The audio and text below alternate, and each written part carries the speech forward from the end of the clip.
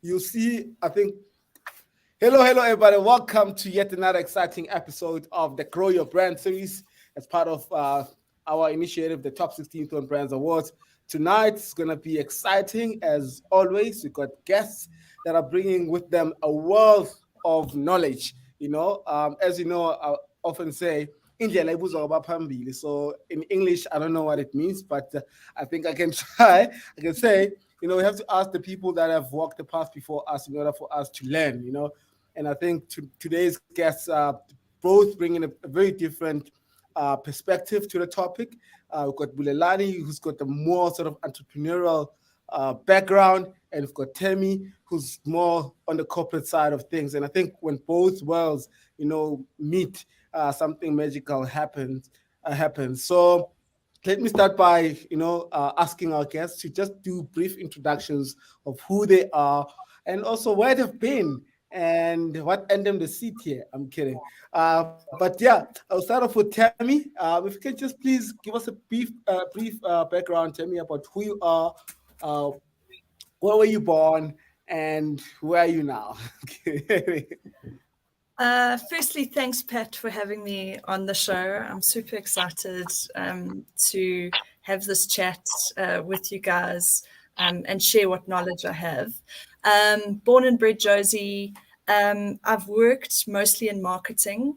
I started out, GlaxoSmithKline, Kimberly Clark. So a lot of the brands that I went to Cadbury. I'm now at Kellogg's. So, I've been very privileged to have the experience that I have had. I have done a bit of consulting on the side. So, I took some time off when I had kids to consult. And, my husband used to have a small business. So I kind of know like the struggles and, kind of how tough it is to have a small business. Yes. So, yeah, that's me in a nutshell. Oh, great. I mean, I heard you saying Kellogg's. You are now at Kellogg's. Your PR company usually gives me a hiding when I say Kellogg's. I say, no, it's not Kellogg's. It's Kellogg Company. Is it true? It is, you're right. It is Kellogg Company.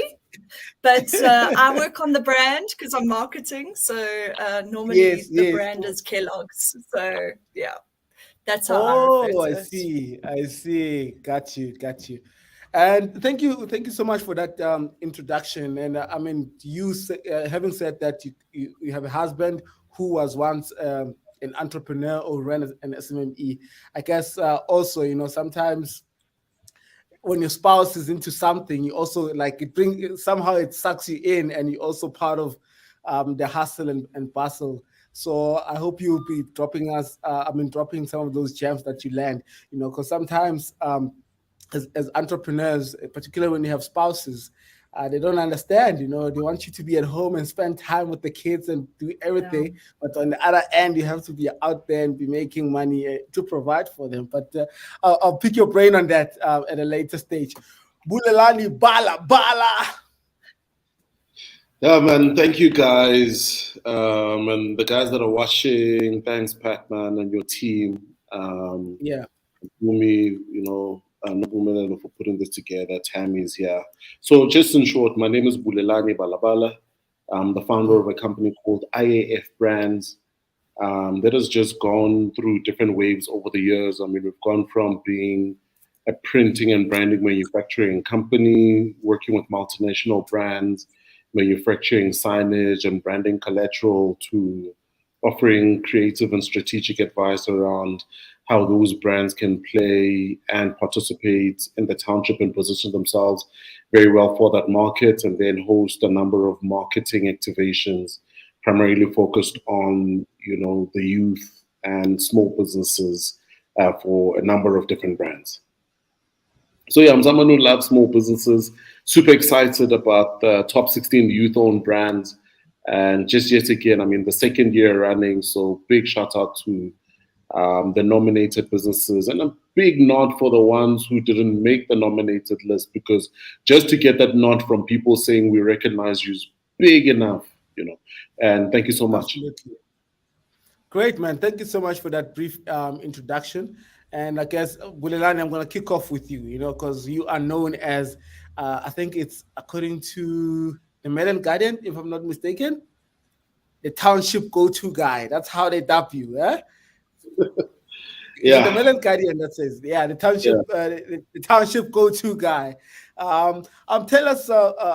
Often we hear these big words. You gotta scale your business, you gotta expand, and oftentimes it's words that we use sort of, I would say loosely.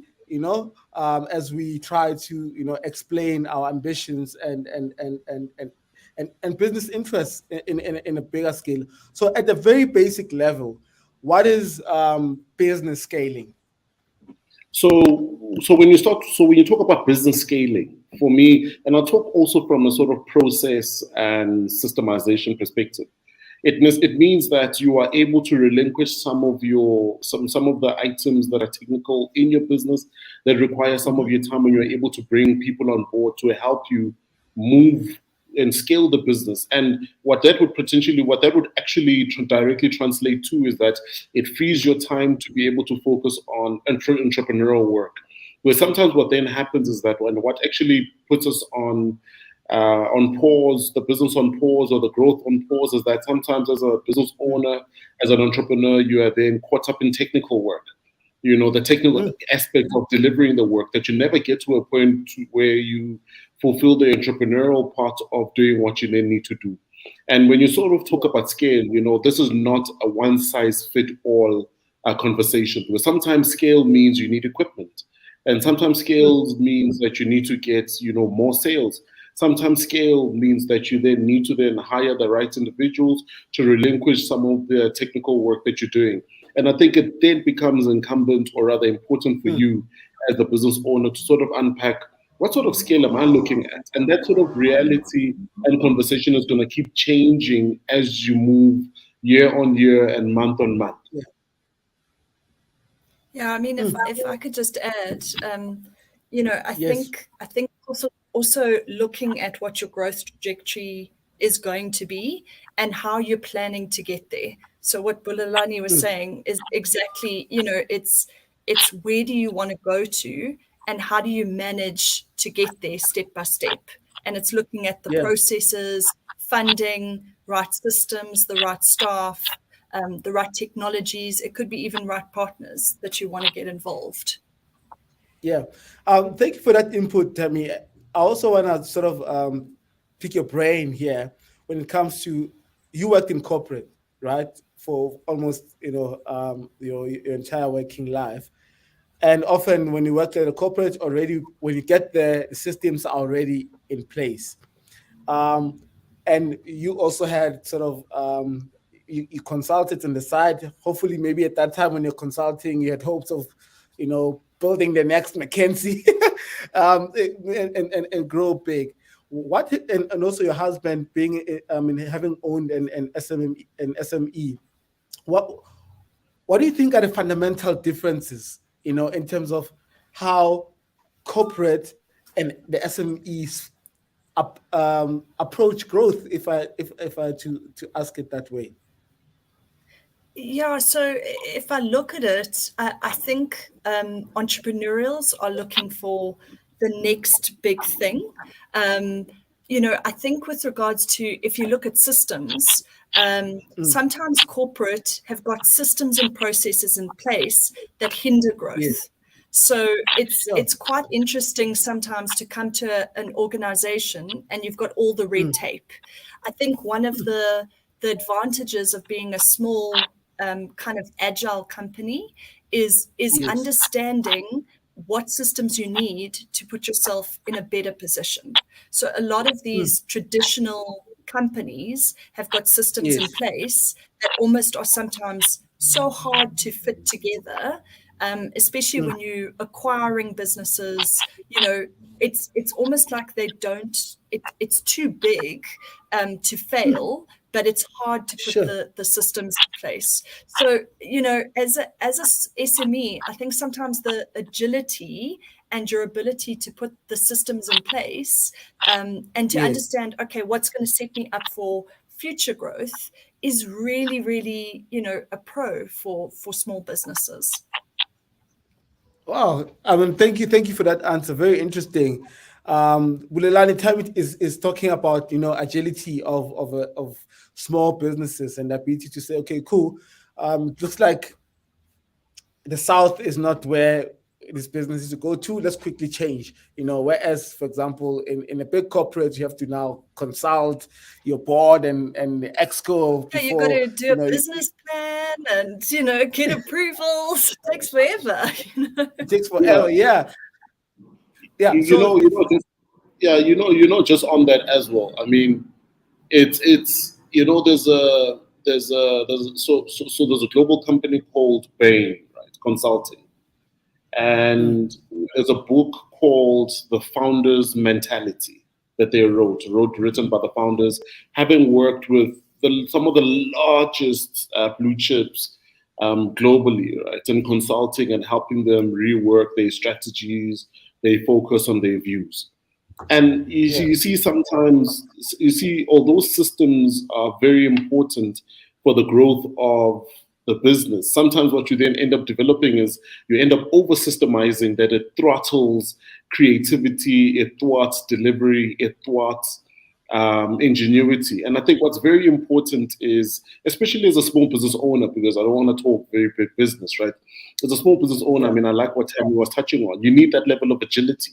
And sometimes being a 5-man, 7-man band gives you that level of agility that says, we've got process in place, we know what we need to do. But there's certain instances that allow us to sort of bend, not necessarily bend the rules, but bend to a certain side so that we're able to deliver what we then need to then deliver. And that's very, very important, because some of the individuals or the organizations that you then compete with don't have that level of flexibility, right? You pitch something today, it takes the next 7 or 8 meetings, it takes exco, it needs to go up the food chain, and it takes a process and it takes a while. But I think being a small business owner, some of the opportunities that you take advantage of, and some of the opportunities I've had to take advantage of over the years have come as a result of organization X, Y, and Z can't deliver on this. We know it's 11 p.m. at night. Are you able to deliver on this? And then what it says to a small business owner is to say, don't prepare for those opportunities or for those eventualities when they come up. Start to have conversations with people that you consider your competitors that are in the same industry as you, to say, listen, I know you think that we're competitors, but I think we can complement each other. If I had to get 10,000 t-shirts that need to be branded, my capacity is 1,000 a month. Would you be able to come to the party should I get that? And what does the red relationship look like? So when you are able to actually pitch up the food chain and pitch up your capacity. And that also then goes back to the start of the conversation around scale. Now what you've then almost done is you've built up scale without spending any cash from your pocket, because cash is king as a business, and you don't want to have cash flow or capital, sort of stifled in sometimes in assets. And you also want to then have the agility of having those having cash flow, so that you are able to then maneuver and move around, because cash flow is the lifeblood of every business, but most importantly, a small business. Yeah.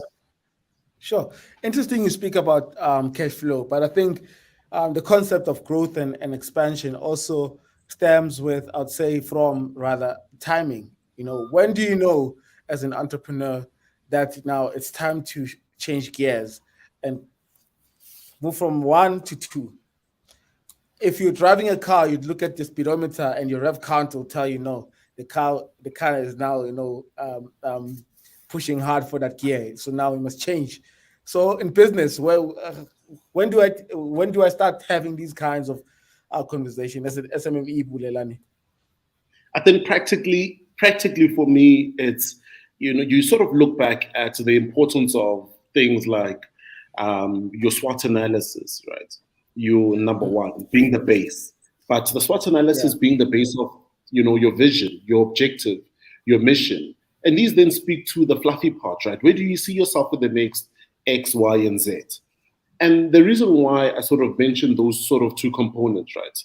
The one being almost the fluffy part, the vision, the mission, the values, the culture, and the SWOT, and the other one being the foundational part, which is the SWOT analysis, is that you would then, the importance of that is that you would then need to then consistently keep yourself honest around where you are with the business. It's 2 years in. Am I hitting the numbers I said I'd hit? Am I where I'm supposed to be? Have we ticked off some of the milestones? And then you sort of ask yourself shift questions. So my mentor used to call them shift questions. And shift questions where, ask yourself questions that will get you to think a little bit different. And those are basic questions, right? It's to say, so I'm happy, I'm at a good place. But am I where I said I wanted to be 5 years ago when I started? Now, the answer to that is what then shifts you. So if the answer is yes, what then does the next 5 or 10 years sort of look like? And then what that sort of prompts you to is it prompts you to a resolve to say, what then do I then need to do to get to that 5 or 12-year goal? Then it pushes you to now actually getting the work that you need to do. So in certain cases, especially because we're entrepreneurs, sometimes when you are a master to yourself and you're only answerable to yourself, it's difficult to hold yourself accountable to your goals. That's the importance of mentors or sponsors. Well, sponsors don't necessarily hold you accountable, but if you get someone who's flexible enough, they can. Or just having someone who's strict enough to say, you said you would, so I think you should. Because it's the right thing to do, because you said it's the right thing to do. And those three things then work in concert. Yeah. Actually, there's a concept I learned this week from Beyonce's dad, Mr. Knowles. It's called the talk-to-do ratio. What is your talk-to-do ratio? So you say, for example, you're going to grow your business by 10% in the coming year. You're going to expand, open X amount of branches or launch X amount of new products and. But then again, do you get to do those things that you say you do? So I guess to your point, in terms of having a mentor or as an SMME, lucky for someone who's in corporate, because you've got an ESCO, you've got a board that you have to, and shareholders, I'm not sure, tell me from a corporate perspective, say now, the business is sort of leveled up, you now have all the systems in place, you now have X number of branches, things are working. When do you say, I need to do more? Like, I need to grow my market share, or I need to, how do you guys approach it in corporate that we as SMMEs can learn from? Yeah, I think it's probably understanding the stage of growth that you're in. So yes. Normally it's, if you've had success, if you really are seeing that huge trajectory, to be honest with you, people always want more. So, if you've got stakeholders or, shareholders, they always want more money. And, I think that's what's great about South Africans. They want to ensure that they're getting growth. So for us, it's from a corporate side, it's not very different to an SME.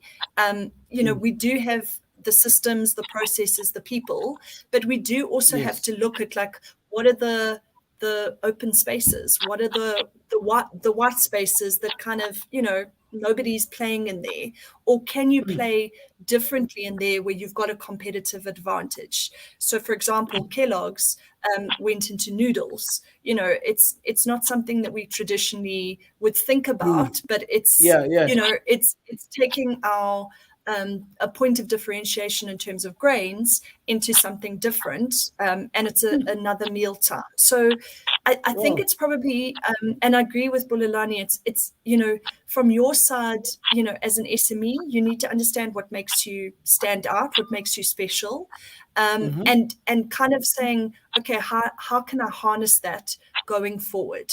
If you want to be the number one in service in your specific industry, or, have a specific ingredient or have a specific way of doing things, I think it's just understanding how you keep holding on to that, but then also how you grow in terms of, okay, are there are there open opportunities that you haven't explored, new categories that you haven't gone into? But you do need to make sure that you are keeping what makes you special, kind of in the back of your mind. Sure, interesting, and I like that example of Kellogg's, from being like cornflakes to now having noodles, and oftentimes when I see these kinds of things happen, when big corporates are coming up with new products, I often wonder, like, why did it take you so long? But you don't have to answer this question, because one would think naturally, if you say like you've got these unique grains, and I guess now this is a nice sort of segue into my next question about then what are the growth indicators, that as entrepreneurs, Bulelani, we need to be sort of looking at to say, okay, cool, this is where I am, and that's where I need to get to, because I have XYZ already in place. So what are those things that we need to look at? So, thanks for that. So for me, growth indicators, are also largely linked to, what your long-term goals are, your short-term goals are, your sort of midterm goals are, and constantly, looking up to your storyboard, or looking up to your vision plan, your vision board, or opening up your spreadsheets to sort of look at, have we done everything that we needed to do? And sometimes when we sort of talk about goal settings, and I think where a lot of small businesses almost get demoralized is you wait to only celebrate when you hit the 10 million units mark. You only wait up until you hit, whether it's 10 million units, or it's 500,000 units, or it's R1 million worth of sales. You wait up until you hit those hairy, audacious goals. And what then happens over time is that you give up and you get discouraged when you don't hit them in the time frame or at the speed that you would love to have hit them at. Which is why then what you then sort of then do is, whatever goals that you have, if your goal is you want to sell 500,000 makeup product or cosmetic or cleaning or whatever the case is, then you sort of put a time frame, and the time frame is a year or 5 years or 6 years. So what you then do is that you then start to then put in sort of mid-milestone markers that say to you, when we hit 1,000, we'll celebrate 1,000. Every time we sort of hit a round number, we'll celebrate those round numbers, and we'll celebrate them as if you're celebrating that million. Because what that also then does, from a sort of culture perspective and sort of vision and focusing, from a sort of culture and vision and focus, it then hones the whole entire team towards that singular goal. And then what you almost then do is that, I think what we used to do in one of the companies is you almost had this almost temperature thermometer sort of a thing, and then what we then did is our sales goals for that particular business was X amount at the time. I think, let's make an example and say 500,000 a month. And then what we do is that every time we hit a certain goal, we celebrate. We celebrate so what you then do is that you almost train the mind to then say that, because you must remember that people are motivated by, either the pain of a thing or the pleasure of a thing. So what you then do is that you then start to train the team that, no, it's not dreaded, it's not heavy, it's not hard, but the end goal milestone is what we are then chasing. So if we hit this milestone, it means that we'll pause for a bit, we'll catch our breath, but we're still anticipating the bigger thing because we've tasted the sweet nectar of what celebrating is like. So that for me is a composition of, what your sort of goal markers should be, when you sort of then take, okay, am I on the right path? Am I hitting where I need to go? But also not losing a sense of, I need to celebrate even the things that are considered small or the sardines, so that I can get to the big whales and the big sharks. Sure. Very profound indeed there, Bulelani. And I think as an entrepreneur myself, but also what I've realized is that and I guess this will be my next question to you, Tammy, as well, is that, yes, those big round numbers, right? Say, for example, you say, my goal is to make 3 million this year, and you make it. But then now that 3 million comes with much bigger, complex problems, like our friends at SARS, because you can, and what I've learned is that even like in business, you can make 3 million rand in revenue, and it doesn't mean that you have 3 million rand in your bank account, Yeah. and that brings about its own sort of complexities altogether, and you often and that also leads to you not seizing, I'd say, the moment of celebration to say, okay, cool, we've hit our target, but because it comes with its own challenges, you overlook that. How do you then maybe tell me just the question of culture, because that's also a big thing within the corporate space, maintaining a particular culture. How do you not say, yes, we've made 3 million, but hey, SARS wants 750,000 rands of it, which is not even in our bank account. Maybe you probably need to get an overdraft to pay it off so that we can keep the business going. Can you just please touch on just on the culture thing within? Yeah. I think just in terms of the, it's always we look at top line growth, and even within bigger corporate, we always say, oh, we're growing by 10%, but that doesn't mean anything unless you're putting money in your bank account. So I totally understand.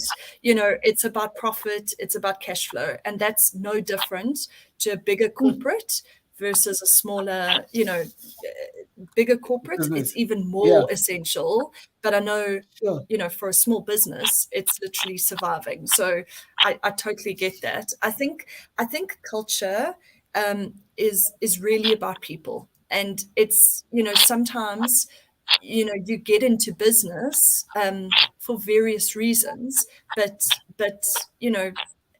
ensuring that you grow people is also part of your business. So I think from a corporate culture point of view, it's understanding what makes you tick, and then also how do you ensure that the people around you in the organization or in the company that you're in or in the business that you're in actually understand that culture, because very often it can get lost with, okay, we're just trying to chase this top line or the profit.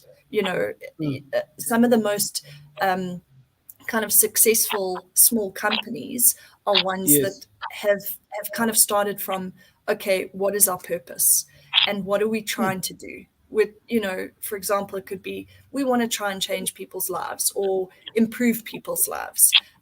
So it's ensuring that you understand that purpose and why you started the small venture in the first place, and kind of not losing sight of that. And the people that you kind of interact with, the people who you get to work in your company, need to understand that purpose. Sure, interesting. And I think the purpose topic is one of that sort of has come to the fore during the pandemic. Everyone started to go back and say, how do we, as a corporate, as a business, contribute to the well-being of not only our people, but also in the environments that we operate in. But I want us to revisit that as before we close off our chat tonight. But I want us to take a step back, Bulelani, to say, look, is growth, number one, accidental, or is it planned? And if it is either of both, how do we get ourselves ready? Because any growth, I think, requires resources, whether planned or accidental. You need to have additional resources, additional capital, additional machinery, so that you can be able to meet demands. But how do we get ourselves ready, whether planned or accidental growth? So I think to answer, right, growth can happen either way, right? You can be forced to grow because due to circumstances, right? Circumstances that push you to a corner. And I think then you almost have the decision, fight or flight, because circumstances, life keeps happening to us each and every day, and we've got the choice, fight or flight. And that's the key thing for me, right? If you're always given this choice to fight or flight, and you're choosing to fight, it sort of goes back to what I was saying earlier on around that's almost planning, because Yeah. the fact that you are driven by your own personal goal stem, the fact that you are driven by your own personal, purpose as a business, that in and itself, should be able to put you in a position where you sort of plan for the growth that you want to see. And my biggest thing as well, you sort of touch on the resources required. That's a definite fact, because when growth does happen and you have a Kellogg on the line saying, you will love what you guys are doing. We love what you guys did last year. So we love it so much, we want to take you guys to all our foreign countries, whether Europe, whether wherever we're in and whatever. Yeah, And yeah. that almost puts you in a position where, you've not scaled globally overnight. But as a sort of brand, one day needs to then take a step back and say, what is so I've planned, but what are my limitations? And in those limitations, who can I then potentially rope in to help, deliver on what I need to deliver on? And it's not about rushing in and trying to deliver, large scale now, because you might fail.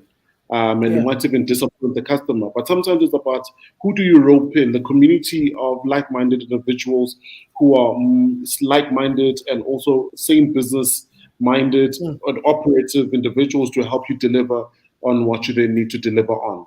So it does happen both ways, but what you would want and what I would always implore you is at least be prepared and be deliberate about the type of growth that you are looking for. Where sometimes, the circumstantial stuff that happen to us and we call opportunities is ordinarily, a client looking for stuff and you think you can deliver on. But those things, if they are not aligned deliberately to where you are going, purpose-filled as a company, they might even distract you from the actual goal. You still make money, but you're distracted. So you do a bit of this and you do a bit of that and you do a bit of this and you do a bit of that.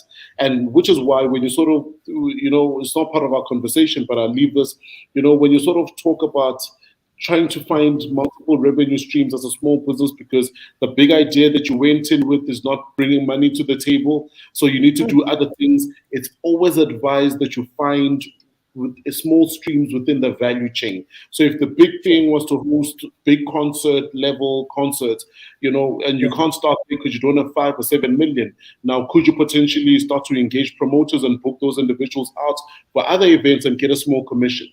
Could you then potentially find, so it's all about tapping into the value chain and understanding the full entire value chain and then spraying yourself in. What that will do is that it still keeps you focused on the industry that you are in, so you don't lose track. Sure. Yeah, Thank I read you this for that, one Bulelani. quote. I read this one Temi? quote that said, whether it's planned growth or accidental growth, it's got to be intentional growth. So it's to Bulelani's point in terms of be intentional. Absolutely. To everyone that just watched us, joined us live right now, we are talking about scaling and growing your business, but also let's pay some bills. On the 14th and 15th of June, we'll be hosting the Festival of Youth-Owned Brands, and I just want to take this time to invite you to join us. Tickets are available on www.top16yoba.co.za. And also, do not forget to vote for your favorite youth-owned brands. Voting is now open on our website, www.top16yoba.co.za. And let's see which brands are going to walk away with the trophy, the beautiful Yoba trophy, and the awesome prizes that our sponsors will be giving to the winners. So tell me,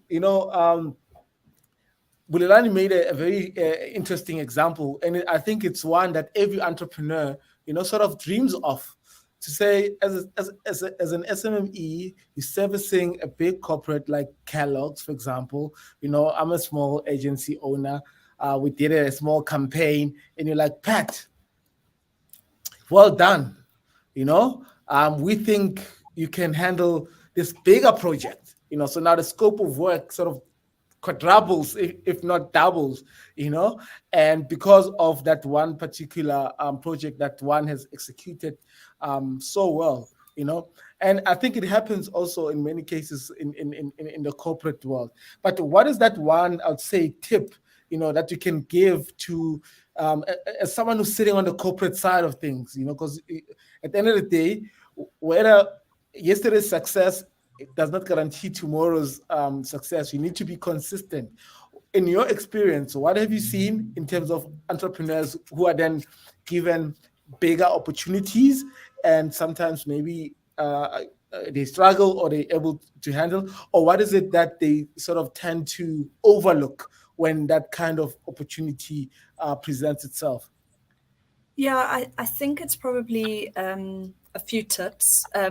It's not over promising. So I think it's managing expectations, you know, and having those honest conversations in terms of, you know, okay, this is a lot bigger than what I can handle. This is what I can do. You know, having those honest conversations, because I mean, you know, from a marketing side, from a corporate side, I think, you know, if you get the right corporate involved, they do want to be partners with you and have those kind of conversations. The other thing is do what you say and say what you do. So like make sure that you are true to your word. And it's kind of, you know, if you're about the service that you're delivering, and it's managing deadlines, it's managing expectations, then I think it's, you know, your word is kind of, you know, it's who you stand for. So it's ensuring that you kind of, if you can't make something, having those honest conversations and kind of getting corporate to partner with you. Sure. Bulelani, on the SMME side, what do you, I mean, Tammy, I think, made a brilliant point saying, do what you say what you do.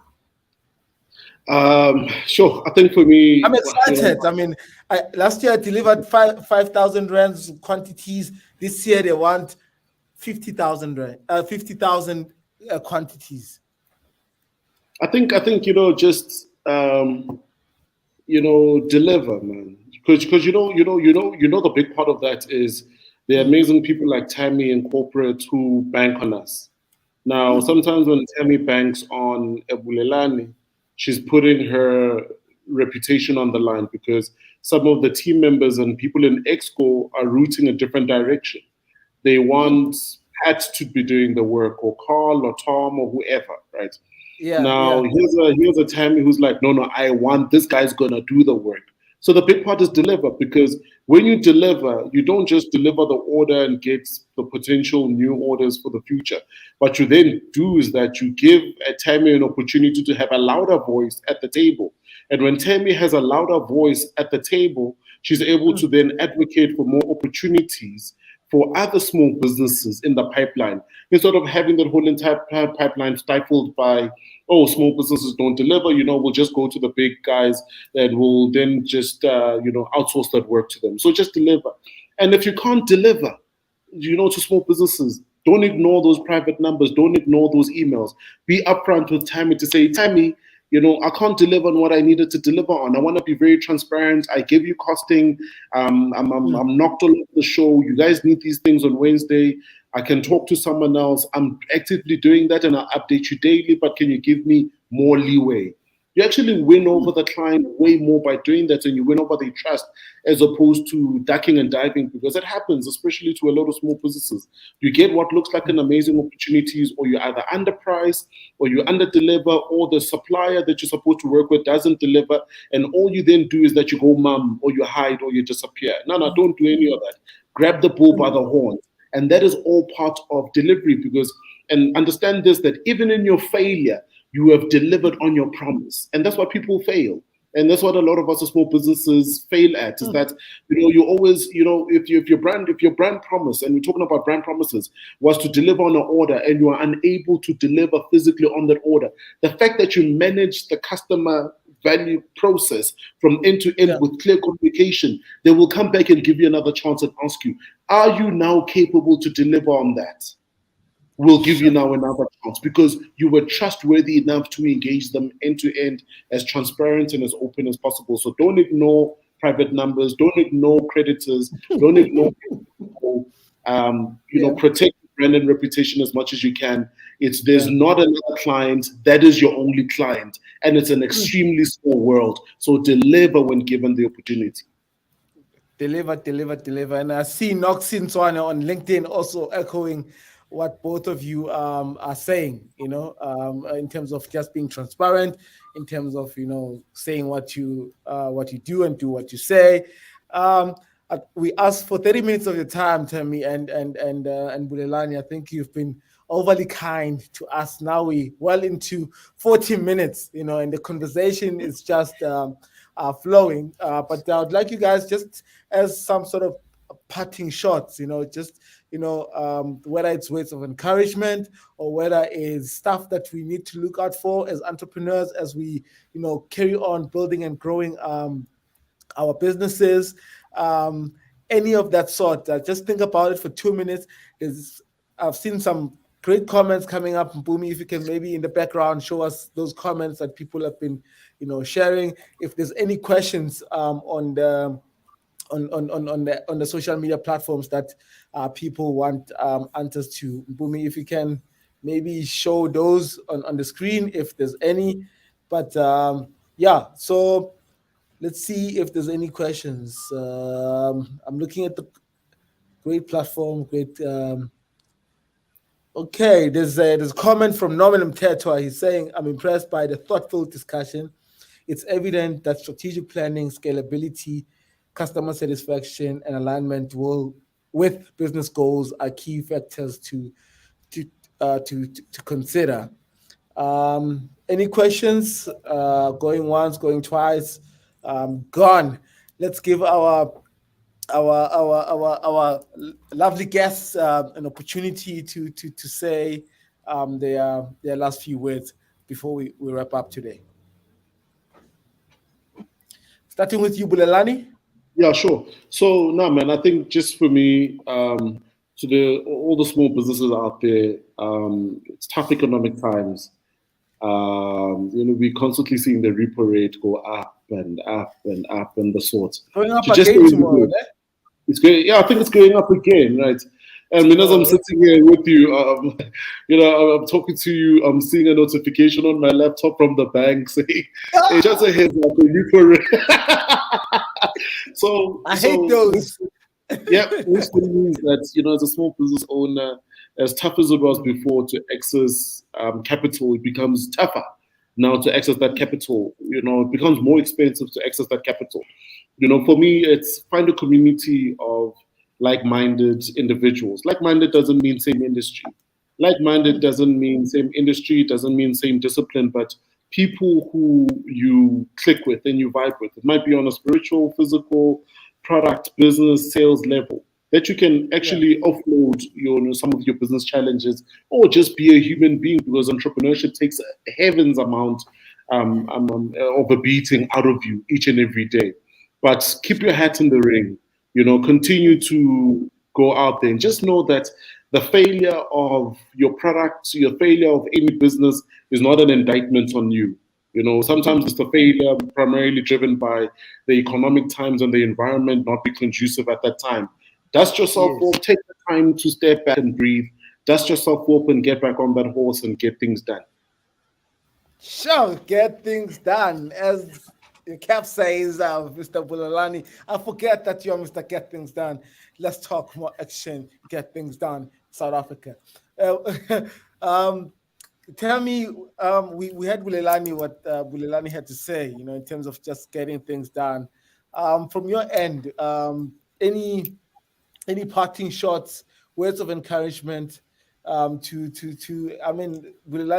just sort of depressed me a little bit by saying it's tough. It's a tough world out there.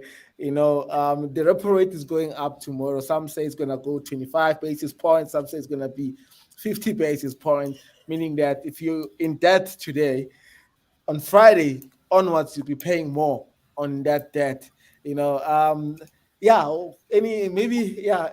Please finish off at a lighter note, Tammy, please. Okay. No pressure. I was going to say the same thing as Bulelani. Like, it is quite a lonely road. Entrepreneurship is not for the faint-hearted. So honestly, network, as humans, I think sometimes when times are tough, we kind of withdraw and actually, we're all about connection. So it's making sure that you have those connections that kind of can feed your energy, feed your soul. I know it's really tough.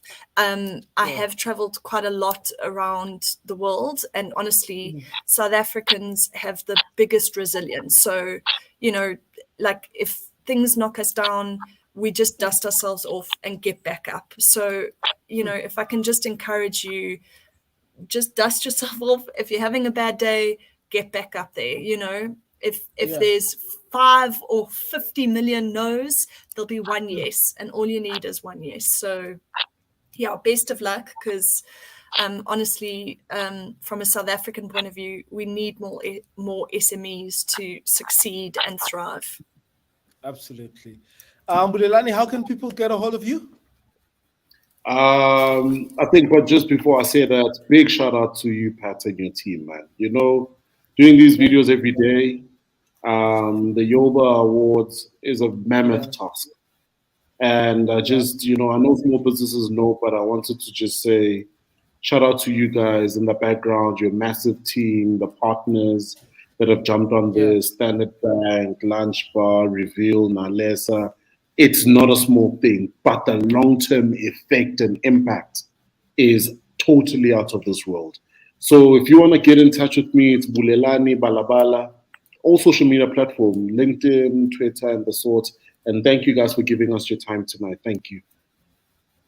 Thank you so much, Bulelani. And yourself, Tammy? Yeah, LinkedIn. I'm also on LinkedIn. But I did want to also say thank you. Thank you so much, Pat, because I think it's important that, like we impart knowledge, but it's also you providing that platform. And honestly, the Ayoba Awards, I've been so impressed by just the ingenuity, the agility, the resilience of the nominees and, the entrants. So yeah, best of luck for them. Thank you so much. I appreciate you guys.